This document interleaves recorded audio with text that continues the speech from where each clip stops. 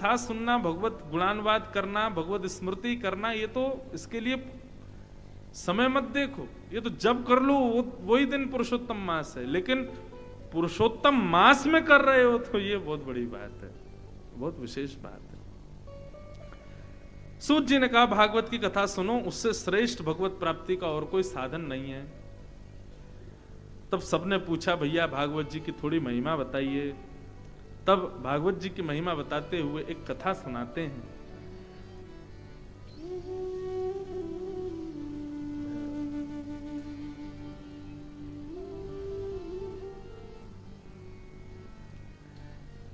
एक बार इसी उत्तराखंड में बद्रीनाथ में श्री नारद जी महाराज पहुंचे और वहां बद्रीनाथ में उनको भगवान के प्रथम अवतार सनक सनंदन सनातन सनत कुमार ये मिले। चारों पूछने लगे कथम ब्रह्मन दीन मुखम कुतश्चिंतातुरो भवान। हे नारद जी, आप इतने चिंतातुर क्यों लग रहे हो, क्या बात है? तब नारद जी ने बताया, बोले महाराज ये जो पृथ्वी है ना, इसकी बड़ी महिमा होती है देवलोकों में। और पृथ्वी पर बद्रीनाथ धाम है, केदारनाथ धाम है, प्रयागराज है, रामेश्वरम है, तिरुपति बालाजी, द्वारिकाधीश, सारे तीर्थ पृथ्वी पर हैं और इन तीर्थों की महिमा देवता भी गाते हैं। लेकिन देवताओं के पास सब सुख है, लेकिन मानवों को इन तीर्थों में जाने का जो सुख है वो देवताओं को भी नहीं। देवता नहीं आ पाते। देवताओं के लिए कोई निश्चित समय है, वे तभी आ सकते हैं। जैसे बद्रीनाथ में जब हम सबके लिए कपाट बंद हो जाते हैं तब देवता आते हैं वहां पर। इतना सुयोग नहीं है देवताओं को पृथ्वी पर आना, कभी जब भी छुट्टी लेकर के बेचारे आते हैं। एक बार नारद जी आए और नारद जी ने जब पूरी पृथ्वी पर भ्रमण किया, बड़े निराश हो गए। तब बद्रीनाथ पहुंच करके उन्होंने सनत कुमारों से कहा, महाराज अब यहां तीर्थों की श्रेष्ठताओं को गलत नहीं बताया नारद जी ने।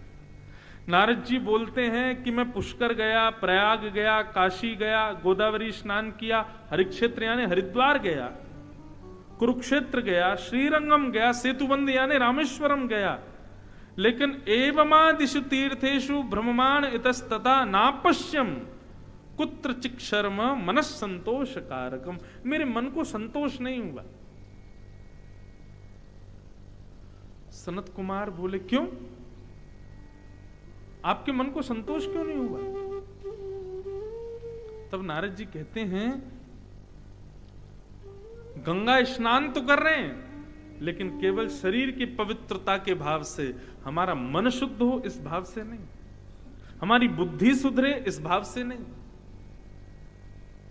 वो एक गीत है ना, मानो तो गंगा माहू, ना मानो तो बहता पानी। हर की पौड़ी पे भीड़ लगती है महाराज लोगों की नहाने की। पूछो क्यों आए हो नहाने? अरे साल भर के सब पाप धोने आए हैं। हाँ, गंगा जी पे यही तो काम है, वो यही देखने बैठी है कौन कौन आया पाप धोने के लिए।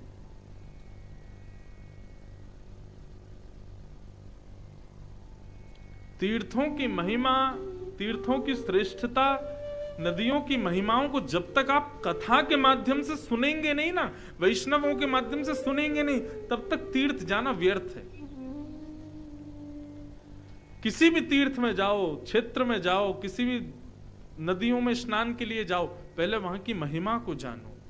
और महिमा जानने के लिए कथा सुननी पड़ेगी, संतों का संग करना पड़ेगा, तभी वहां की महिमा पता चलेगी। आजकल क्या हो गया पता है? मैं इस बात का विरोधी नहीं हूं कि युवा इतने केदारनाथ जा रहे हैं। वृंदावन में देखो महाराज, भीड़ की भीड़, राधा कृष्ण यहां छपाए घूम रहे हैं सब लोग वृंदावन में। क्या वो केदारनाथ की महिमा जानते हैं? केदारनाथ में क्या करना चाहिए, क्या नहीं करना चाहिए, इसका भाव जानते हैं? श्रीधाम वृंदावन क्या है, श्रीधाम वृंदावन का मूर्त रूप क्या है, वृंदावन क्यों आना चाहिए, क्या इसकी महिमा है, श्री किशोरी जी कौन है, वृंदावन बिहारी लाल कौन है? बिहारी जी के सामने खड़े हैं, उनसे पूछो भैया स्वामी श्री हरदास जी को जानते हो? बोले जे कौन? अरे जिनकी कृपा से बिहारी जी प्रकट हुए वो स्वामी श्री हरदास जी। जिनके भजन से बिहारी जी ने कृपा करके वृंदावन को सुशोभित किया, वो स्वामी जी, हम उनको तो नहीं जानते, तो फिर कैसे काम चलेगा?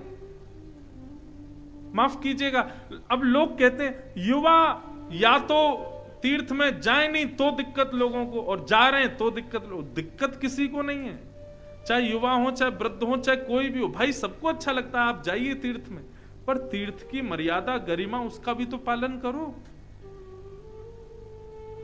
स्कूल जाता है व्यक्ति तो नियम होता है स्कूल में, यूनिफॉर्म पहन के आना, टाई लगा के आना, जूते पॉलिश करके आने, नेल्स कटे हुए होने चाहिए, होते हैं ना, और बच्चे उसका पालन करते हैं। नहीं पालन करते तो कई स्कूलों में चेकिंग होती है, टीचर्स चेक करते हैं, जिस बच्चे के बेल्ट नहीं हो, टाई नहीं हो, शूज पॉलिश नहीं हो, यूनिफॉर्म ठीक नहीं हो, उसको बाहर कर देते हैं। उसके पेरेंट्स को फोन करते हैं, हम आपके बच्चे को एग्जाम में नहीं बैठने देंगे। यूनिफॉर्म में क्यों नहीं आता?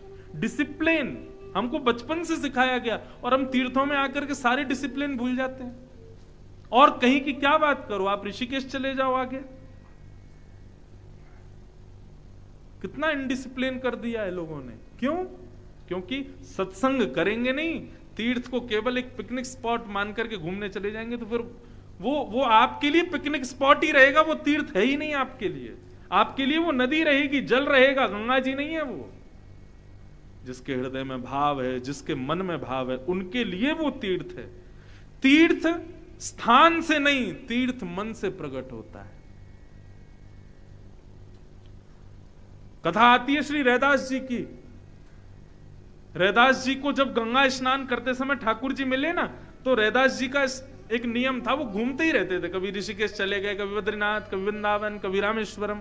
लेकिन जैसे ही ठाकुर जी उनकी सेवा में आए तो रैदास जी बोले, अब तो मैं कहीं जा ही नहीं पाऊंगा। क्यों? ठाकुर जी का भोग लगाना, ठाकुर जी की आरती सेवा, क्या करूं?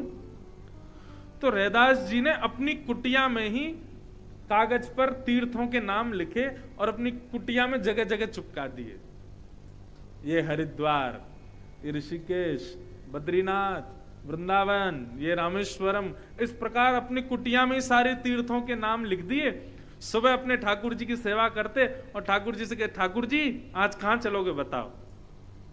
ओहो बड़ी गर्मी हो गई ठाकुर जी, चलो बद्रीनाथ चल रहे हैं, ऋषिकेश चल रहे हैं, बढ़िया ठंडन शीतल हवा होगी, वहां पहाड़ों की वादियां।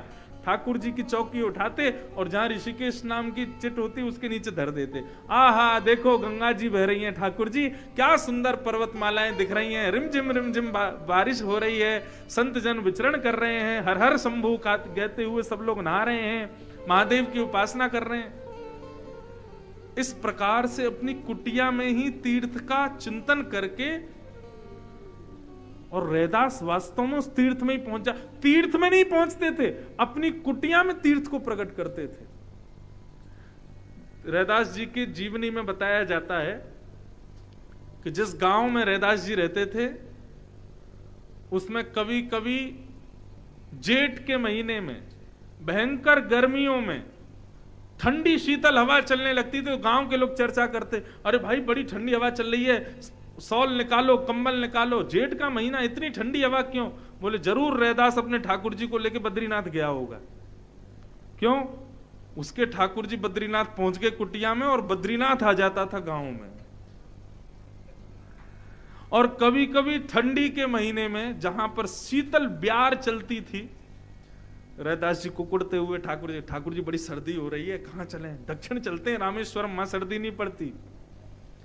तो जैसे ही अपने ठाकुर जी को उठा के रामेश्वरम ले जाते, सोई उनके गांव में ठंडी हवा की जगह गर्मी होने लग जाती। लोग वस्त्र उतारते, गंगा जी में कूद जाते, भैया बड़ी गर्मी पड़ रही है, जरूर रैदास अपने ठाकुर जी को रामेश्वरम ले गया होगा। तीर्थ हमारे हृदय में बसता है, हमारी मानसिकता में बसता है, हमारी बुद्धि में बसता है, हमारे ज्ञान में बसता है, हमारे विवेक में बसता है। यदि वहां तीर्थ नहीं है तो आप विश्वास मानिए, आप देह से भी तीर्थ में नहीं हो, आपकी पिकनिक स्पॉट पे ही हो। पहले तीर्थ को बुद्धि में, मानसिकता में, हृदय में, अपने रोम रोम में बसाओ, तब वहां जाओ। केदारनाथ कितना पवित्र स्थान, बद्रीनाथ लोगों को लगता है कि मनाली और ये सब घूमते घूमते बहुत थक गए, अब काय को अब चलो इनको यहां जाते। अरे ये साधारण स्थान नहीं है। इन स्थानों की भी श्रेष्ठता इसलिए क्योंकि ठाकुर जी ने इनको चुना।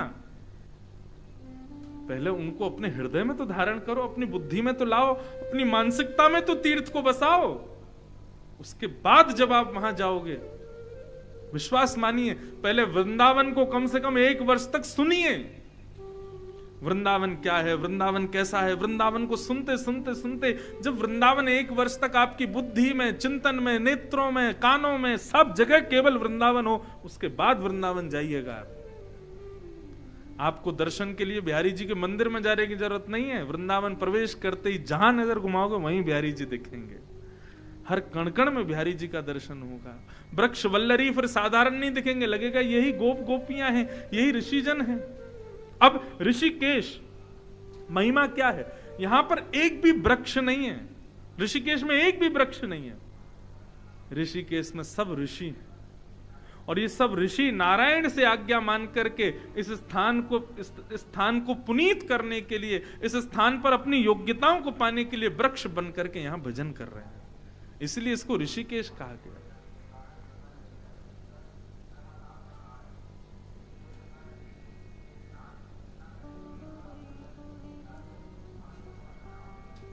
सुन लीजिए, अभी गंगा जी का दर्शन ही कर लेना बस, और नहाने का मन करे तो लोटा में लिया ना, कहीं उतर मत जाना, नहीं तो गंगा जी कहीं आओ भैया गोद में बैठो हमारी, चलो गंगा सागर ले चलें आपको। तो वही बताया जा रहा भैया, स्तर बढ़ रहा। हमारी वृंदावन में तो ओ हो, यमुना जी बस नेकी दूर रह गई है बिहारी जी से, हैं? हाँ, आज कल में अगर यमुना जी का जल नहीं रुका तो राधा वल्लभ जी से तो ऊपर आ ही गई हैं। वृंदावन में कुछ ही क्षेत्र, हमारा घर इस्कॉन मंदिर के पास बीच के क्षेत्र के थोड़े घर बचे, नहीं तो सब गंगा यमुना जी आ गई है सब जगह। सबके घरों को पवित्र, अधिक मास है ना, अधिक मास में सब कृष्ण में होते हैं, तो मानो यमुना जी कन्हैया को प्रणाम करने आ रही हैं। जय हो। ऐसी यमुना जी हमारे वृंदावन को पुनीत कर रही हैं।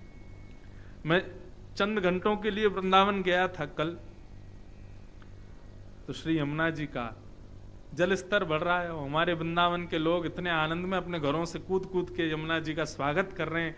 कोई रोरी चंदन से पूजन कर रहा है, कोई मालाएं पहना रहा है, गंगा जी को गुलाब जल से स्वागत कर रहे हैं। एक घर में तो पूरे जैसे नई दुल्हन आती है ना, उसके मुख दिखाई में चूड़ी देते हैं, पाजेब देते हैं, चुनरी उड़ाते हैं, सब ऐसी। हमारी तो ब्रजवासियों की तो बहू है ना यमुना जी, लाला की बहू, लाला की पत्नी है।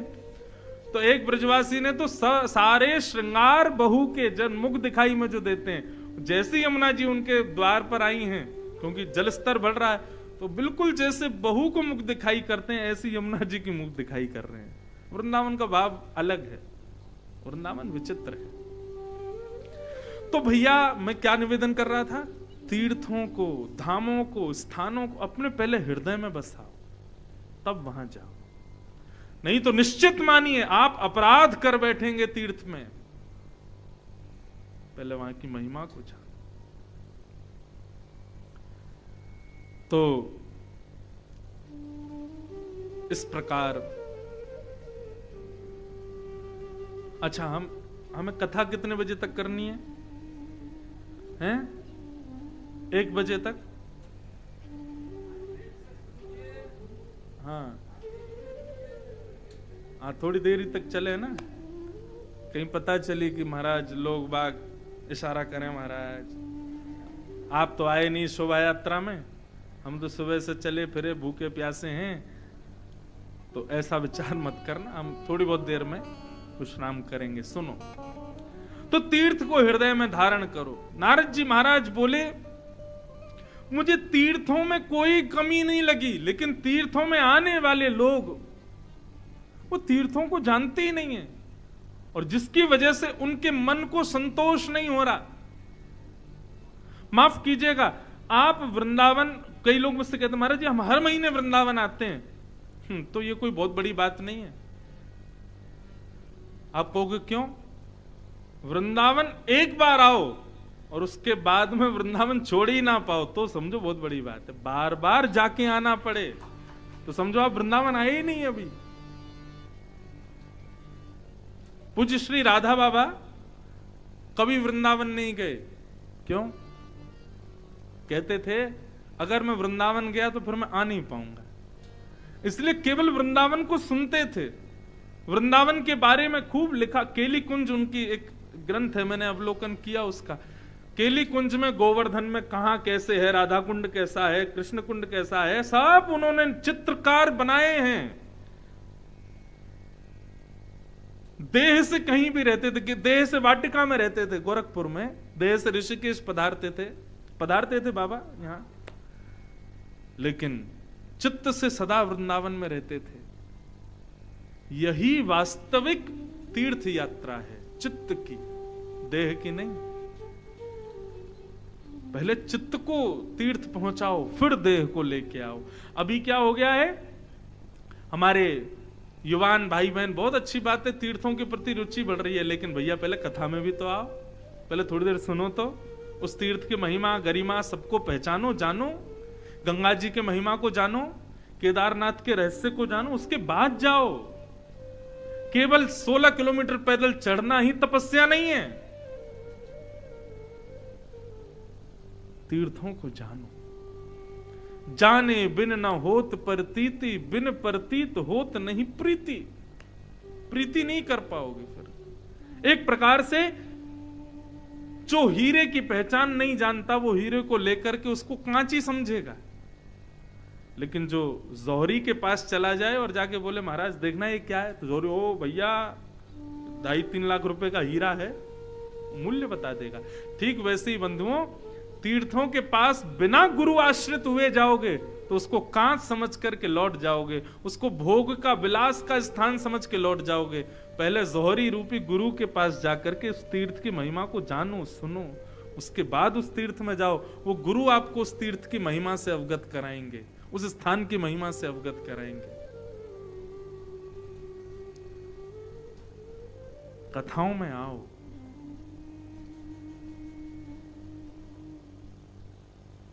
अच्छा, इसमें बुरा नहीं मानिएगा, दोष किसी का नहीं।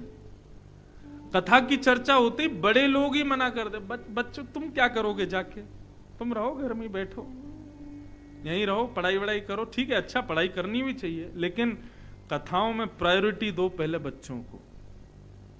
आपको जाना चाहिए, आपको सुनना चाहिए। आप प्रश्न करो महाराज जी से, क्या पूछना है, अपने धर्मशास्त्रों के बारे में जानो। हम ही उनको प्रोत्साहित नहीं करते तो वो कैसे जानेंगे फिर। आज राम मंदिर बन रहा है अयोध्या में, बहुत प्रसन्नता की बात है, लेकिन मुझे चिंता है जाएगा कौन।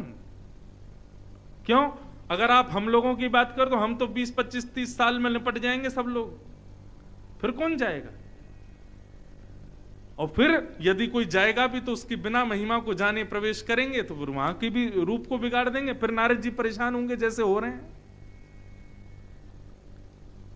इसलिए भैया इस कथा को 7 दिन सुनकर के यहां से कुछ सूत्र निकाल करके जाइएगा, और यहां से लौटने के बाद अपने घर के बच्चों को बैठाइएगा और बैठो, क्या सीख के आए, क्या सुन के आए ऋषिकेश से, उनको समझाओ, पढ़ाओ, उनको भी सिखाओ, उनको बताओ, तभी तो वो जानेंगे।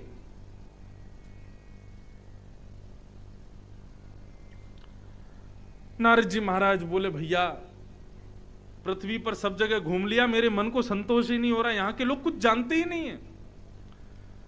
कैसे लोग हैं? बोले मंदा सुमंद मतयो मंद भाग्यायुपद्रुता पाखंड निरता संतो विरक्ता सब परिग्रह तरुणी प्रभुता गेहे शाल को बुद्धिदायक कन्या विक्रीयणो लोभा दंपति नाम च कलंकनम। नारद जी महाराज कह रहे हैं मंद बुद्धि है लोगों की। कैसी मंद बुद्धि? संसार के लोगों की। तंबाकू के ऊपर लिखा होता है मुझको खाओगे तो मैं तुमको मार दूंगा, टबैको किल्स। आदमी उस लिखे हुए स्थान पर ही उंगली रख देता, फिर खा लेता। स्पष्ट लिखा है कि मैं जहर हूं, मैं तुमको मार दूंगा, मुझे मत खाना, फिर भी खा जाते हैं। ये मंद बुद्धि नहीं है तो क्या है? जिन कार्यों के लिए, जिन स्थितियों के लिए धर्म शास्त्र, गुरुजन, माता पिता मना करते हैं, उसको अधबद्ध के करते हैं। ये मंद बुद्धि नहीं है तो क्या है? मंद बुद्धि है लोगों की। और भाग्यहीन लोग हैं पृथ्वी के। क्यों? इतने श्रेष्ठतम इनको सब योग्यताएं मिली हैं। गंगा मिली, यमुना मिली, हिमालय मिला, तीर्थ मिले, उसके बाद भी सदुपयोग नहीं कर पा रहे इनका। ये दुर्भाग्य है हम लोगों का। ये नारद जी कह रहे हैं, मैं नहीं कह रहा हूं।